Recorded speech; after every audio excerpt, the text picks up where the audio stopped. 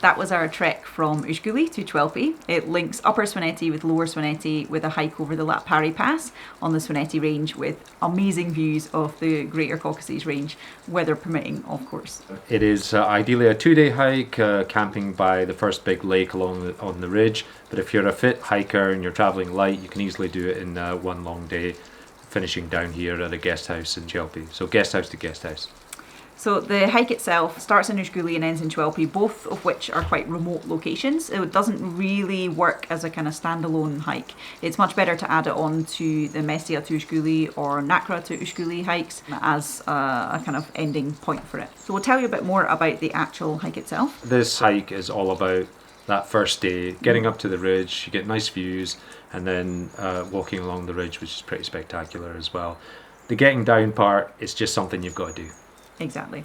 So the first day you've got about 870 metre climb initially from Ushguli up to a pass, and from there, yeah, the views are fantastic and it's just a pretty nice walk after that along the ridge. Really.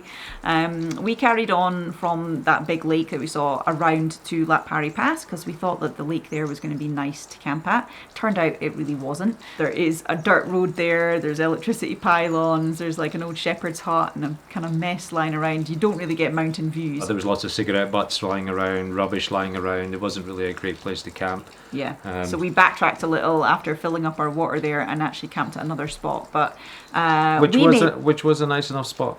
Yes, but it was not the lake. So do not make the same mistake as us. Stop at that first lake. It's perfect. You feel like you're still in the wilderness. And yeah, it's a really, really nice spot. Although I did manage to get some amazing views this morning, just very close to the place where we did camp.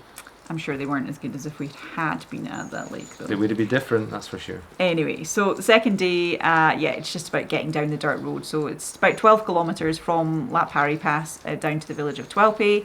Yeah, it's fairly steep, but it's not too bad. It's tiring on your legs and on your knees, but yeah, just get it over with, and that's it's not exactly fun, but it's no bother really.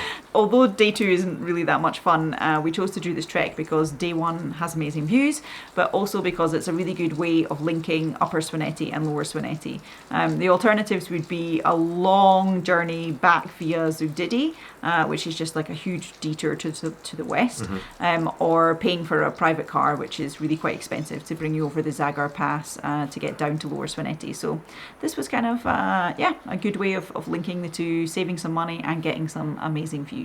We stayed in guest houses in Ushguli, and also we're at a guest house now in Chvelpi.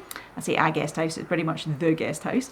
Guest houses are usually about 60 lari a night, and that covers your dinner, your beds and your breakfast. So it's pretty good value. It's like $16, something like that. From here, you can take a marshrutka once a day in the morning to Kutaisi. So it's actually quite easy to get back down to main Georgia, connected Georgia. And to reach Ushguli, most people are going to hike there, or a taxi from Mestia. We hiked this from Ushguli down to Chvelpi, and I would not recommend doing it in the opposite direction just because you'd have a huge climb up that dirt road. It's an 1800 metre descent from Latpari Pass to Chvelpi, so you'd be going up 1800 metres.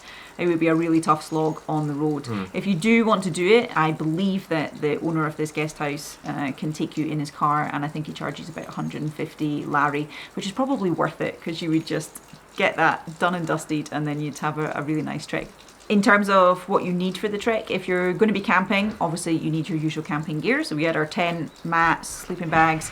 It gets quite cold. You're at nearly 3,000 metres camping up there. Particularly, we did this hike in late September, so actually the forecast was for below 0 temperatures through the night. But I don't think it quite got that cold. No, but you'd want your proper camping gear with you. Obviously, there's no supplies on the trail, so you need to bring all your food and so on. We got some khachapuri from our guest house in Ushguli to take with us for a kind of packed lunch. And as far as dinner and breakfast food goes, you probably want to stock up in Mestia because it's got much better shops, much more variety of things that you can buy there compared to Ushguli. So if you're planning to do this, pack a little extra food from Mestia so that you can do the camp there. Obviously, if you're planning on doing it in one day, you just need your packed lunch with you, and you can eat at the guest house at the very end. We shot this video on our usual camera gear, the Sony a7 III with the 24-70 lens and Mavic Air. All the information is in the description below, and of course the link to the blog post with our complete camera gear if that's something you're interested in. If you're planning to do this trek yourself, do jump over to our website, Going the Whole Hog. We've got a complete trekking guide for it with all the information that you need. I'll pop a link in the description down below for you. And if you've enjoyed this, do give us a like, subscribe to our channel, hit that notification bell so you get notified anytime we release a new video, and just leave us a comment below if you've got any questions, if we've missed anything, if you just liked the video and want to let us know that you did. That would be great. And if we have missed anything, as Kim says, it's all in the blog post. Yeah, exactly. If you want to see the kind of behind the scenes version of this, do go over to our Instagram feed and you can scroll through our stories. We have got all of our stories as they went down at the time from our various hikes around Georgia, including this one. You can see Kim's reaction about the fact that we didn't camp at the first lake. She was quite upset. Totally raging. Yeah, that's us. Thanks for watching. Thank you, and we'll see you next time. See you in the next video. Bye. Cheerio.